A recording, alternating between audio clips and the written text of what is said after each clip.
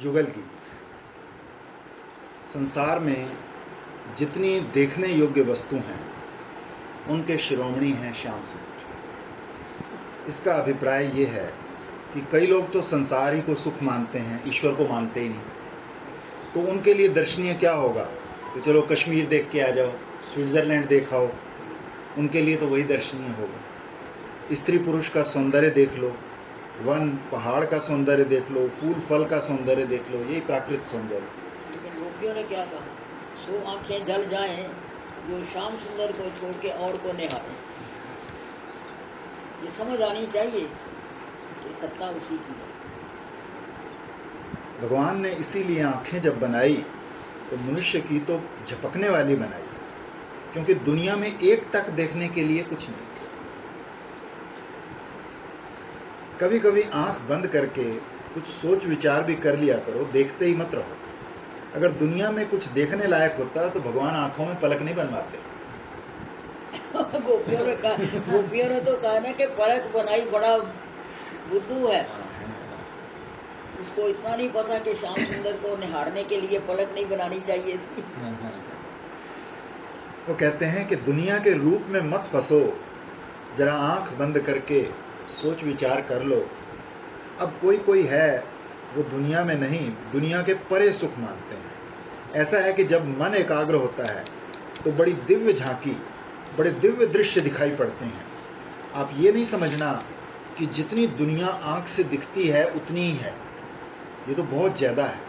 तो जिन लोगों ने कभी 6 महीने लगातार ध्यान का अभ्यास नहीं किया, उन्हीं को ऐसा मालूम पड़ता है कि इस दुनिया से परे और कुछ नहीं। जो लोग उपासना करते हैं, ध्यान करते हैं, धर्म के रास्ते पर चलते हैं, उनको तो ऐसी ऐसी झांकी दिखाई पड़ती है कि उसके सामने ये दुनिया की सारी सुंदरता फीकी पड़ जाती है। तो कहते हैं कि दुनिया में जितनी सुंदरता है वो भगवान के एक कण के बाद, जिसको हम बहुत सुंदर कहते हैं, ये पहाड़, नदियाँ, सुंदरता, स्त्रियाँ, एक उसके सिर्फ एक कण के बराबर। और सोच लो वो कितना सुंदर है।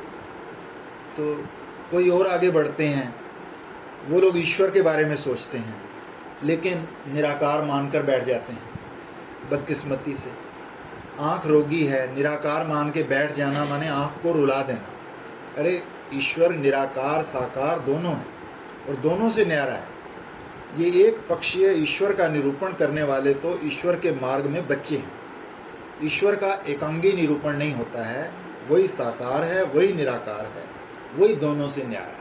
निराकार इसलिए कहा कि उसका मनुष्य जैसा आकार नहीं, और निर्गुण भी इसलिए कहा कि उसमें प्राकृतिक गुण नहीं। ये है निर्गुण निराकार की व्याख्या। वही सबसे परे है। तो चलो वेदांत की चर्चा ही करें। क्या अशब्दम, अस्पर्शम, अरूपम, अव्ययम, अरसम, अगंधवत? बोले भाई दर्शनीय क्या है? ये दर्शन का विषय है। दर्शनीय माने सारे न्याय, वैशेषिक, सांख्य, योग, पूर्व मीमांसा, उत्तर मीमांसा जिसका प्रतिपादन करते हो उसका नाम है दर्शनीय। संपूर्ण दर्शन का जो प्रतिपाद्य जो है, और ये ऐसा है जो खोज खोज कर लोगों को अपनी ओर आकृष्ट करता है। आपको सुनाते हैं दर्शनीय तिलक। ये नाक में गंध बनकर घुस जाता है और आदमी के मन को खींच ले जाता है। ये स्वाद बनकर जीभ पर आता है, रूप बनकर आंखों में आता है, स्पर्श बनकर त्वचा में आता है, शब्द बनकर कान में आता है। ऐसा ईश्वर आपको ढूंढे दुनिया में नहीं। दर्शन के द्वारा पांचों इंद्रियों का विषय अगर भगवान बन जाए तो अपने आप पता चल जाएगा वो कौन है। शक्ति पर स्वरूप रस गंध, लेकिन हमारे तो सब स्पर्श सब बार फैले हुए हैं ना।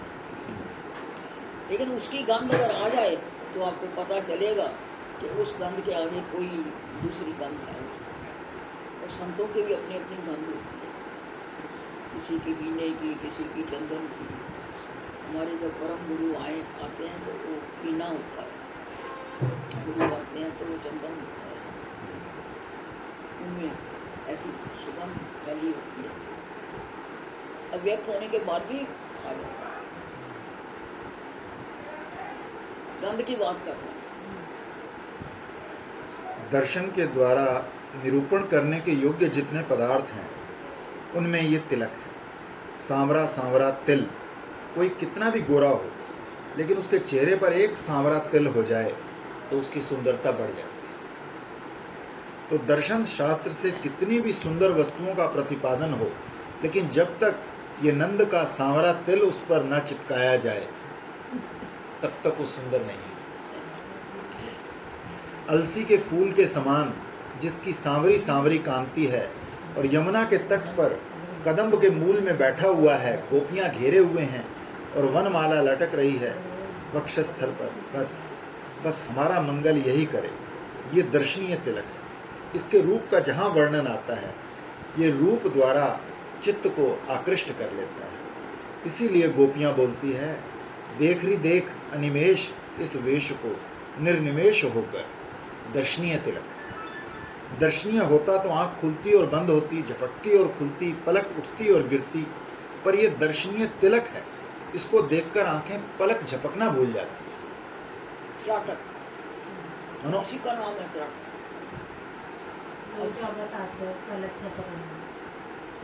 पलक नहीं गिरे तो त्राटक हो गया, एकदम निहारते हैं। मानो आदमी देवता हो जाता है, क्योंकि देवता की आंख नहीं झपकती, तो मनुष्य देवता हो जाता है जब कृष्ण को देखता है। अब देखो उसकी वनमाला, ये वनमाला वैकुंठ से नहीं आई, ये वन है वृंदावन। उन्हीं की पंचरंगे जो पुष्प हैं, जिसमें प्रेम तो इतना जैसे अपने आप से, और सेवा ऐसी जैसे अपने स्वामी से, और मैत्री ऐसी जैसे अपने सखा से, स्नेह ऐसा जैसे अपने बच्चे से, और प्रणय ऐसा जैसे अपने पति से। ये 5 फूल होते हैं। ये ब्रज के भाव के 5 पुष्प होते हैं। आत्मा के समान प्रियता, स्वामी के समान सेवा, मित्र के समान सख्य, पुत्र के समान स्नेह और प्रीतम के समान प्रणय। 5 भाव भक्ति के जो ये 5 रंग के पुष्प, पंचरंगे पुष्प, 5 वर्ण पुष्पों से ग्रथित ये वनमाला होती है। इसमें बीच बीच में तुलसी के पत्ते लगे होते हैं। एक दिन लक्ष्मी जी ने भगवान से कहा कि मैं तुम्हारे वक्षस्थल पर रहती हूँ, तो जो आते हैं उनकी नज़र मेरे ऊपर पड़ती है। सबकी दृष्टि मेरे ऊपर ना पड़े, इसके लिए हमें ढक दो, एक पर्दा चाहिए। तो भगवान ने कहा, छाती पर दूसरा पर्दा क्या लगाएं, वनमाला ही पहन। तो लक्ष्मी जी ढक तो गई। जो लक्ष्मी के भक्त होंगे उनको लक्ष्मी दिखेगी, और जो हमारे भक्त होंगे वो नहीं दिखेंगे, उनको ढक गया, लक्ष्मी ढक गई। माँ लक्ष्मी लियते यस्य मालया, मालया माँ माने लक्ष्मी जी जिसमें छिपी हुई हैं। लक्ष्मी जी के छिपने की जो जगह है उसका नाम माला है। लेकिन फिर भी लक्ष्मी जी को माला से ईर्ष्या हो गई कि मेरे रहने की जगह पर ये आ गई, क्योंकि माला कभी मुरझती नहीं, भगवान के वक्षस्थल के संयोग से कभी म्लान नहीं होती। तो उसकी खुशी देखकर लक्ष्मी जी को ईर्ष्या हो गई। श्रीमद् भागवत में इसका कई जगह वर्णन है कि माला की प्रसन्नता देखकर, अमलान वनमाला को देखकर कि ये कभी मुरझाती नहीं, हर समय मुस्कुराती रहती है, हो ना हो हमारे पति देव से इसने कुछ साठ गांठ कर रखी, तभी तो खुश रहती है। वो भी वक्षस्थल पर लगी है, और उसमें भी तुलसी शालिग्राम के सिर पर चढ़ी रहे, तब तो लक्ष्मी जी कुछ नहीं बोलती। वो तो नीचे ऊपर गोद में सब जगह तुलसी प्रविष्ट है। लेकिन जब नारायण श्याम सुंदर बनकर आए, तब तो पहले तो रहती थी सिर पर या पाँव में। तो जब कभी लक्ष्मी जी नाराज होती थी कि इसको सिर में क्यों रखते हो, तो विष्णु भगवान बता देते कि देखो, शंकर जी गोद में गौरी को, पार्वती को रखते हैं और सिर पर गंगा को रखते हैं, तो गौरी चिढ़ती थोड़ी। कितना एग्जाम्पल भी सुंदर दे रहे हैं ना। कोई सोतिया डाह की बात नहीं है, सिर पर होना कोई बुरी बात नहीं है, तो दृष्टांत मिल जाता। अब तो भगवान जब कृष्ण बनकर आए तो श्याम सुंदर तो उनके सिर पर नहीं, छाती पर हैं तुलसी जी। हे भगवान, लक्ष्मी जी इसकी बराबरी नहीं कर सकती, ऐसी तुलसी। तो तुलसी भगवान तो पत्थर हो जाते हैं, तेरे बिना मेरी सेवा नहीं होगी, पत्थर हो जाते। तो ये तो भंवरे हैं। यहाँ जो बताया वनमाला, माला माने लक्ष्मी जी जिसमें लीन है, माँ माने शोभा का जो दान करती हैं उसको माला बोलते हैं। माँ माने प्रभा, भावार्थ ज्ञान जो देवे उसका नाम लक्ष्मी। माम प्रभाम याति माम शोभाम याति माम लक्ष्मी याति माँ लियते यस्य माँ शोभा माँ माया। बात क्या है कि यदि पूरा वक्षस्थल श्याम सुंदर का दिखाई पड़े तो लोग देखकर मूर्छित हो जाए। जब वनमाला आ जाती है भी होंगे ना, क्योंकि वो झूला है वहाँ और उसमें उसके हृदय में श्री जी विहार करती हैं, तो मूर्छित तो होंगे, क्योंकि वक्षस्थल का इंद्रनील मणि के कपाट हैं और ये दोनों बाजू जो है ये ऐसी डंडियाँ हैं और हृदय में झूला है जिसमें राधा रानी सतत घूमती है, तो अपने आप ही तो बेहोश होएंगे। जब वनमाला आ जाती है तो थोड़ा दाएं कर दिया, थोड़ा बाएं कर दिया, थोड़ा बीच में कर दिया तो पर्दा पड़ गया। स्वयं मायाम वनमाला, श्याम की ये अकीर्ति माला है। माया जो है वनमाला है। भगवान के स्वरूप में माया है वनमाला। वो माप बनाती है, छाती का माप बना दे, घुटने का माप बना दे, गले का माप बना दे। जिसका कोई माप नहीं उसमें माप बनाती है, इसीलिए माला को माला कहते हैं। अब दिव्य गंध की बात। वैसे दिव्य शब्द संस्कृत में बड़ा विलक्षण है, चाहे कोई मतलब इसका निकाल लो, निकलता है। दिव्य शब्द का अर्थ झूठा भी निकलता है, सच्चा भी निकलता है। जैसे विलक्षण शब्द है अनिर्वचनीय। विलक्षण माने जिसका लक्षण न बन सके उसको तो विलक्षण बोलेंगे। विगत लक्षण को भी विलक्षण बोलते हैं। कोई पहचान ना बने उसको भी विलक्षण बोलते हैं। तो दिव्य माने भी होता है क्रीड़ा और दिव्य माने होता है आकाशीय। जैसे आकाश में कोई चीज़ एकाएक पैदा हो जाए तो उसको पहचानना मुश्किल है कि नहीं, तो उसका नाम भी कल्पित रखना पड़ेगा। पहले पहल जिसने देखा उसी के नाम पर उसका नाम रख देंगे कि अमुक वैज्ञानिक ने आसमान पर पहले पहले ये चीज़ देखी, तो इसलिए उसी के नाम पे ये किरणें होती हैं। जो वैज्ञानिक आविष्कार करता है उसके नाम पर रख दिया जाता है।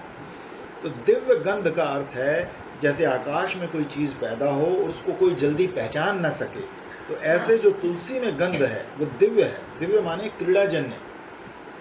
रासलीला के प्रसंग में ये वर्णन आया है। अपनी प्रियतमा प्रेयसी को लेकर श्याम सुंदर अंतर्धान हो गए।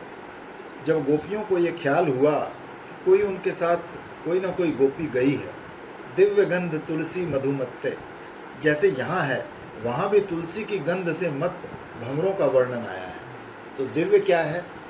दिव्य माने राधा रानी के साथ जो भगवान ने क्रीड़ा की है उस गंध से मिश्रित तुलसी की गंध। इसको सब नहीं पहचान सकते क्योंकि आवृत है।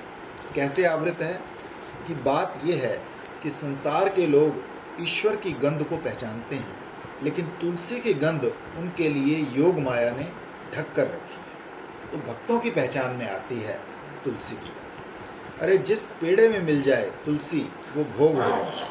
उस भोग के पेड़े में तुलसी डाल दो और फिर वो पेड़ा खाने को मिले तो देखो कहोगे कि इसमें दिव्य स्वाद है। बाजार का पेड़ा उतना स्वादिष्ट नहीं होता, भगवान का भोग लगाया पेड़ा जितना स्वादिष्ट होता है। उसमें स्वाद करते थे, 2 थाली लेकर मारो, जो लोग को कंडेम करते हैं, क्या तुम लोग सारा दिन करते हो, वो दे 2 थाली उनको दे दो, एक बिना भोग के एक भोग के, तो पहचान जाए। इसी से पता लगता है कि वो खाते हैं, खाते तो वो है ही। तो स्वाद उसमें कहाँ से आता है? तुलसी के स्पर्श से।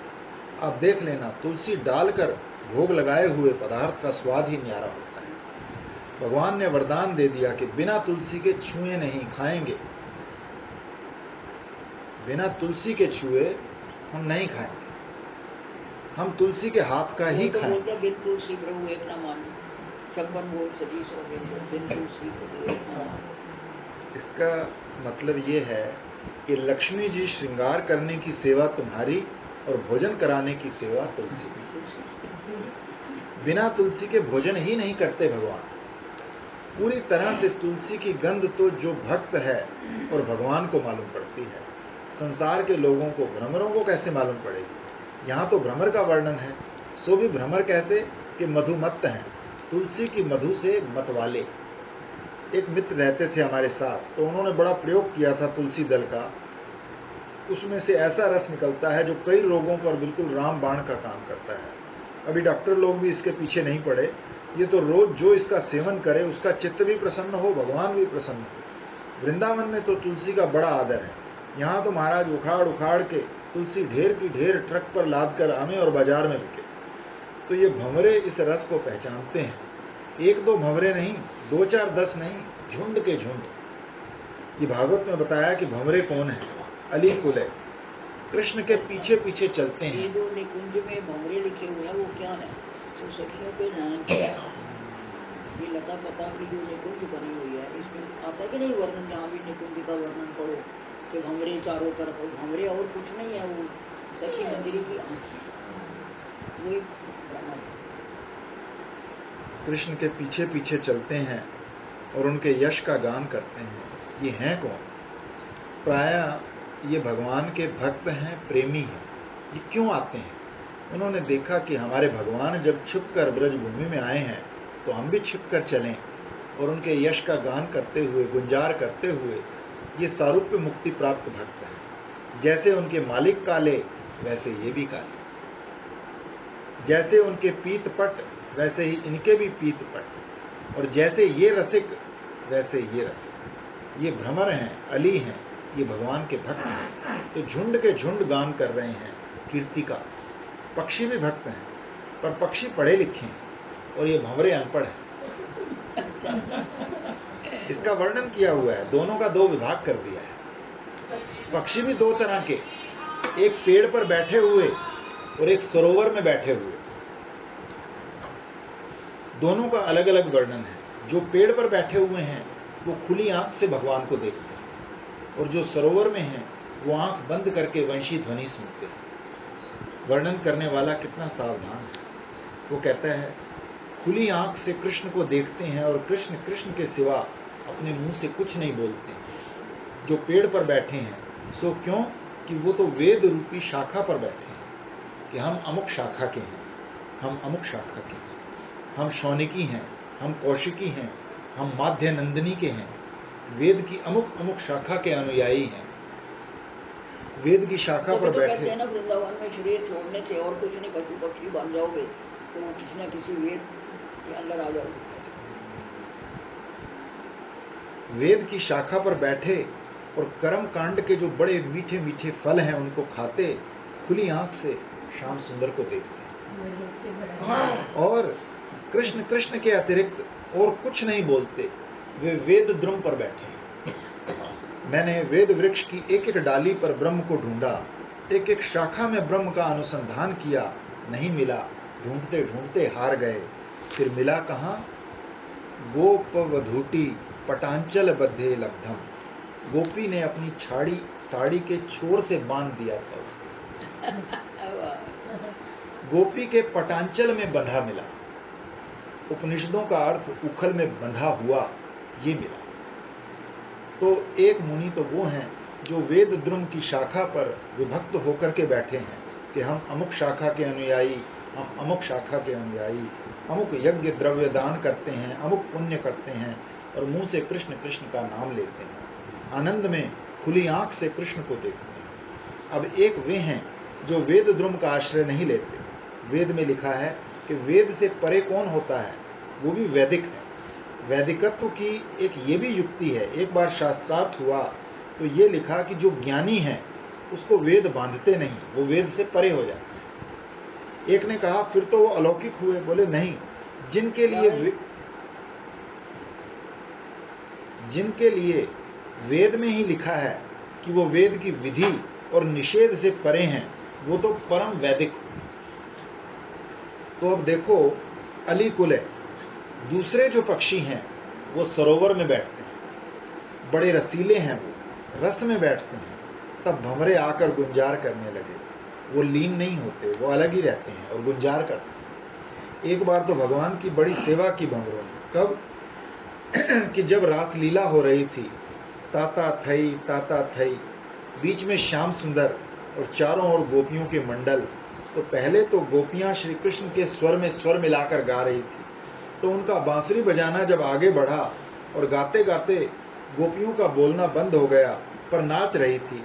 वंशी के स्वर पर नाच रही थी पर गाना बंद हो गया। तो नाचते समय उनके पाँव के नुपुर तो बोले और हाथ का कंगन भी बोले और कमर की करघनी, घुंघरू भी आवाज करे, लेकिन मुंह से वो ना बोले।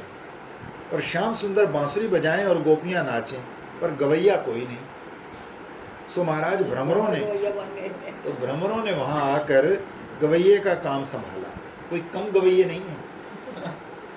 तो आज जब एकांत में श्री कृष्ण वनमाला पहने हुए मिले तो भंवरे टूट पड़े। और महाराज राधा रानी हो तब तो भंवरों के डर से चिपट जाएं उनसे।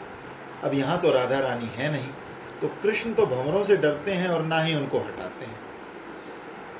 और वो गुंजार भी भंवरे झुंड के झुंड करते हैं, कोई छोटे हैं कोई बड़े हैं, कोई किसी जाति का कोई किसी जाति का, सब के सब गुंजार करते हैं। तो कृष्ण ने कहा कि अच्छा भाई आज तुम सब लोग गाओ, मैं बांसुरी बजाता हूँ, मैं भी वही स्वर लूंगा जो स्वर तुम लोग लोगे। देखो जो भंवरे के संगीत का आदर करता है वो क्या गोपी के संगीत का आदर नहीं करेगा? जिसका इतना उदार हृदय है कि वो भ्रमर के संगीत का भी, भंवरे की जाति तो कोई ऊंची जाति नहीं है, बड़ी निकृष्ट है, चंचल है, फूल फल का रस लेता है, कोई निष्ठावान नहीं है, रंग भी कोई बहुत बढ़िया नहीं है, पाँव भी टेढ़े मेढ़े हैं। और इसी को बोलते हैं र जैसे लिखते हैं, वो बिल्कुल र की शक्ल के ही पाँव होते हैं भंवरे के, टेढ़े। इसलिए संस्कृत भाषा में उनका एक नाम द्विरेफ भी है। और भ्रमर शब्द में दो रेफ, इसीलिए भी द्विरेफ इसका नाम है। इनका नाम बड़ा सुंदर सुंदर है, भृंग है, मिलिंद है, मंद गुंजन मिलिंद। तो अब उनका आदर करना भाई। उस दिन तुमने रास लीला में गाकर रास लीला को पूर्ण बनाया था, तो आओ आज हम तुम्हारे गाने को पूर्ण बनाते हैं। लेकिन भंवरे गाते क्या हैं? वो भी अंतर्यामी है। जो जो कृष्ण चाहते हैं सो सो, अभिष्टम अलघु गीतम और अभिष्टम आद्रियन। राधा राधा गाएंगे फिर और क्या करेंगे? जैसा चाहते हैं भंवरे वैसा ही बजाते हैं श्याम सुंदर, और जैसा चाहते हैं श्याम सुंदर वैसी ही गुंजार करते हैं भंवरे। ये वेणु कृष्ण भगवान का चेला है। ये ध्वनि संधित वेणु से ही निकलती है। संस्कृत के पंडित जानते हैं कि ये संधित शब्द नहीं बनता है, संहित संवित वेणु बनता है। सम्यक धृतो वेणु, वेणु यही तो होता है संहित हित। जैसे निहित होता है ऐसे संहित होता है। स प्रत्यय से संधित शब्द नहीं बनता। संधित शब्द को यदि व्याकरण की रीति से शुद्ध बनाना हो तो क्या करना पड़ता है कि इतत प्रत्यय करना पड़ता है। और व्याकरण जानते हो, संधा संप्याता अस्य यति संधित। संधा माने शिक्षा, जिसको खूब सिखाया गया हो उसको बोलेंगे संधित। तो श्याम सुंदर ने बांसुरी को खूब सिखा रखा है, इसीलिए बांसुरी भगवान की चेली हो गई। खूब सिखा रखा है कि कैसे बजना, भंवरे के साथ कैसे बजना, हंस के साथ कैसे बजना, मोर के साथ कैसे बजना, खूब सिखा रखा है। माने बड़ा भारी अभ्यास है। जैसा जैसा चाहते हैं श्याम सुंदर वैसी वैसी ये बांसुरी बजती है। संधित वेणु, तो जब बांसुरी उठाई और अपने अधरों पर धरी तो बज उठी। गोपियां तो कहती थी झूठी हैं। तो एक दिन राधा जी रूठी हुई थी। श्याम सुंदर ने बहुत मनाया तो मनी नहीं। राधा रानी अपना मुकुट उनके सिर पर लगा दिया कि मान जाओ, पर रूठी थी उस समय, सिर दूसरे ढंगी हो गया था। अब चले गए श्याम सुंदर हार कर, तो उनके जाते ही व्याकुल हो गई। प्यारे मैंने बड़ी गलती की, प्यारे ने इतना मनाया और मैं नहीं मानी, अब क्या करें? तो ललिता ने कहा कि देखो, कीर्तन होता रहा में कलांतार था, पहले तो कला कर ली उसके बाद पछतावा। बहुत बड़ा कीर्तन होता है इसका। तो ललिता ने कहा कि देखो हमारे पास पोशाक तो है और तुम कृष्ण बन जाओ और चली चलो। तो राधा रानी ने कहा ठीक है, मैं पीताम्बर तो धारण कर लूंगी, संधित और कटी काछनी भी पहन लूंगी, ये भी ठीक है, मोर मुकुट भी धारण कर लूंगी, माला भी पहन लूंगी, लेकिन सखी एक काम मैं नहीं कर सकती। क्या? बोले बांसुरी नहीं बजाऊंगी। बांसुरी बजाएगी तो उसको बोलेगी क्या कृष्ण, तो वो कहेगी नहीं। क्यों? या मुरली मुरलीधर की अधरान धरी अधरान धरूंगी। ये बांसुरी श्री कृष्ण की झूठी है, इसको मैं अपने मुंह से नहीं लगा सकती। ये वो गांव का गवार गवरिया, उसकी झूठी चीज एक तरफ मैं कैसे छीन रही है तो दूसरी तरफ गांव का गवार गवरिया उठा रही है। तो जब बांसुरी श्याम सुंदर ने उठाई तो लोग अपना मन भगवान में लगाने के लिए बड़े बड़े साधन करते हैं। यहाँ देखो भंवरे अपनी कीर्ति गान द्वारा, गुंजार द्वारा, अब भंवरे की गुंजार में कोई अर्थ है? क्या श्री कृष्ण गोविंद हरे मुरारे ऐसा बोल रहे हैं अपनी गुंजार में कि उनकी कीर्ति का गान कर रहे हैं? नहीं, गुंजार कर रहे हैं। लेकिन ये ठाकुर ऐसा कोमल चित्त है कि भंवरों की गुंजार को भी अपनी भक्ति मानता है, निरर्थक गुंजार को भी मानता है। ये गा रहे हैं, हमको गा गा कर रिझा रहे हैं, ऐसा है ये ठाकुर। और फिर अपने वनमाला की सुगंध उनकी नासिका में भेजकर उनको आकृष्ट कर रहा है।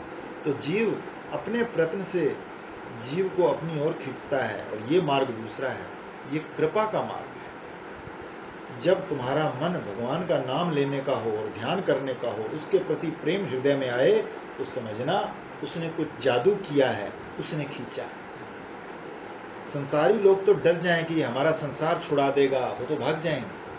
अरे ये तो खींचता है। जिसको संसार में कुछ होगा वो तो डरेगा कि अरे ये खींच लेगा तो हमारा संसार छूट जाएगा।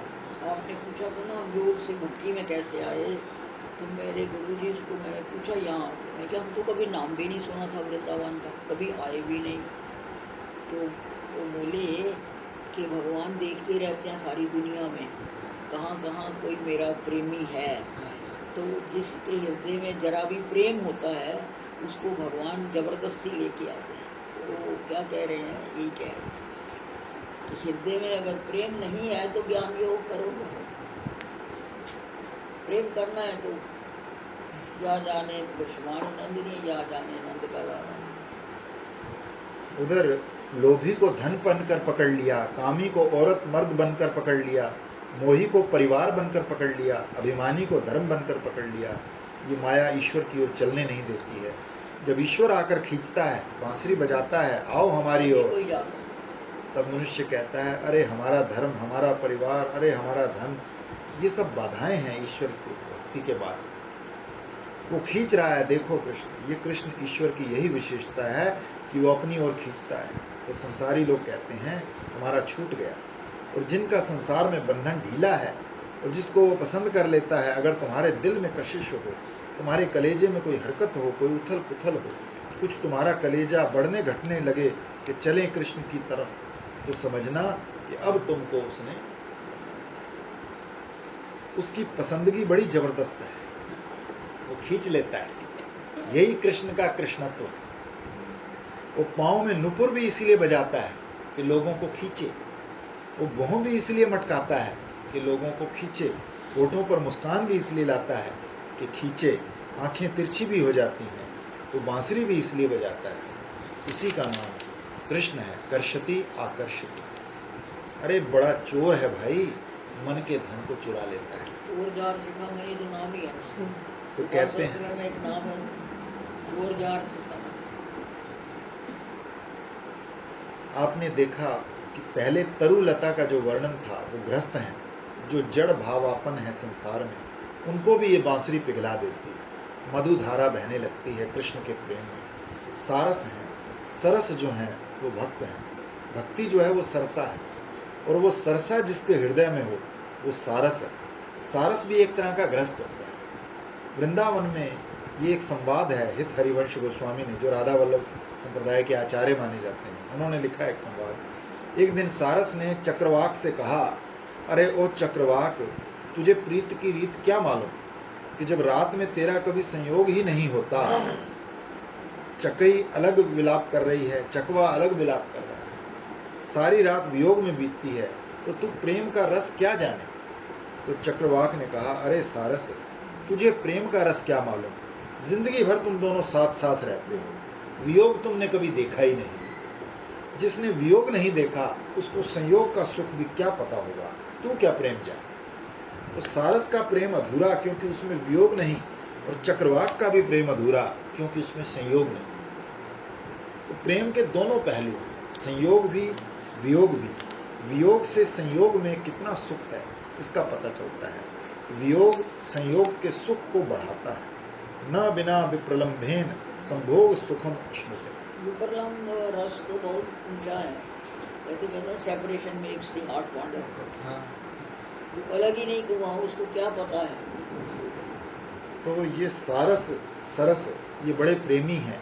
हंस बड़े विवेकी हैं, नीर क्षीर विवेक करे। सारस पानी में रहते हैं और हंस की चाल मशहूर है। हंस गति बोलते हैं, चले तो हंस की तरह। और विहंग उसको कहते हैं जो विहायता गच्छति, जो उड़े। तो विहंगम मार्ग से जो लोग चलते हैं, ऊर्ध्व आकाश में जो गमन करते हैं, वो तो हुए विहंग। और जो अपनी जगह में रहकर क्षीर नीर का विवेक करें, दूध पानी का विवेक करें, वो होता है हंस। दृश्य दृष्टा का विवेक करने में लगे हुए हैं, वो हंस है। और जो ना उड़ते हैं ना विवेक करते हैं, केवल रस लेते हैं, आनंद लेते हैं। हमारे तो मुरली वारो श्याम, जिन मुरली बन माल चंद्रिका और न जानो नाम। हमारे तो मुरली वारो श्याम। ये क्या है कि रसिक लोग हैं। तो ठाकुर नंद किशोर हमारे, ठकुराइन वृषभान दुलारी। वृषभान किशोरी हमारी ठकुराइन है और ठाकुर हमारे नंद नंदन श्याम सुंदर। और हम ना विवेक जाने ज़्यादा बाबा, ना उड़ना जाने। ना उड़ने के लिए हमारे पास हवाई जहाज, ना हमारे पास खुर्दबीन, सूक्ष्म वस्तु देखने के लिए हमारे पास खुर्दबीन नहीं। हम तो आनंद लेना जानते हैं। एक बार 3 मित्र इकट्ठे हुए तो उन्होंने बनाई खीर। खीर थोड़ी थी तो उन लोगों में तय हुआ कि भाई खीर तो एक के खाने भर की है, तीनों के खाने भर की तो नहीं है। आओ हम तीनों में से एक आज खा ले, फिर कल बनाएंगे दूसरा खा लेगा, परसों बनाएंगे वो तीसरा खा लेगा। अब भर पेट खाओ। तो जो खाए सो भर पेट खाए। तो ये हुआ कि अब आज कौन खाए। तो बनाकर बोला भाई ठंडी होगी, शरद की चांदनी में डाल दो और सो जाओ। जिसको सबसे बढ़िया सपना आए सो खाए। अब महाराज तीनों सोकर उठे। 3-4 घंटे बाद खूब ठंडी चांदनी आ गई। बोले हमको तो बहुत बढ़िया सपना आया। बोले मैं तो बादशाह हो गया सपने में, ऐसा हमारा किला, ऐसा राज्य, ऐसी प्रजा, हमारी रानी क्या सुंदर, हमारे बेटे भी बहुत बढ़िया बढ़िया मज़ेदार। बोले बहुत बढ़िया सपना। दूसरे ने कहा तुमको क्या सपना आया। बोलो तुमको तो राजा होने का ही सपना आया, हमको सपना आया हम बैकुंठ में चले गए, थोड़ी देर के लिए नारायण हो गए और लक्ष्मी जी हमारे पाँव दबा रही। सपना तो हमारा बढ़िया, हम खीर खाएंगे। तीसरा जो आया वो डरता कांपता, बोला तुम लोगों को बहुत बढ़िया बढ़िया सपना आया, सो तो ठीक, हमको तो बहुत बुरा सपना आया। बोले ज्यों ही मैं सोया एक दैत्य मेरे सपने में प्रकट हुआ। बोला उठ करके खड़ा हो। बोला खीर के पास चल। बोला खा जा खीर सब। खीर के पास चल, खा खीर, खा खीर। तो मैं एकदम खा गया। बहुत बढ़िया सपना है। सोया हुआ है ना इसलिए। बोलो मैं मार डालूंगा। तो तो फिर मैं सब खीर खा गया। सपना तुम दोनों को तो बाद में आया। अब सपना किसका बढ़िया रहा अब आप बताओ।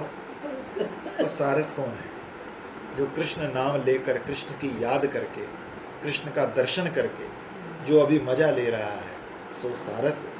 और विवेक करके ढूंढ रहा है सो हंस। और जो अभी उड़कर पता लगा रहा है कि कहाँ रहता है उसका नाम विहंग।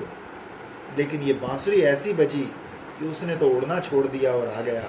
उसने विवेक करना छोड़ दिया, आकर के इतने दूर दूर से आकर जहाँ श्याम सुंदर बांसुरी बजा रहे थे वहाँ आकर सरोवर में बैठ गए। उनकी दशा क्या हुई देखो। मौन होना, आँख का बंद होना, मन का एकाग्र होना, ये तीनों महात्माओं के लक्षण।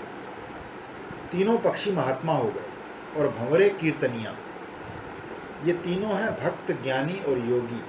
और बांसुरी जो है वो कीर्तनियों के साथ स्वर में स्वर मिला रही है। तीनों की क्या स्थिति है? नेत्र बंद, मौन और मन एकाग्र, तीनों तन्मय हो गए। तो इन पक्षियों को भी तन्मयता देने वाली है बांसुरी। गोपियों हमको कितना सुख देंगी, कितना शांति देंगी, इससे कितना रस मिलेगा।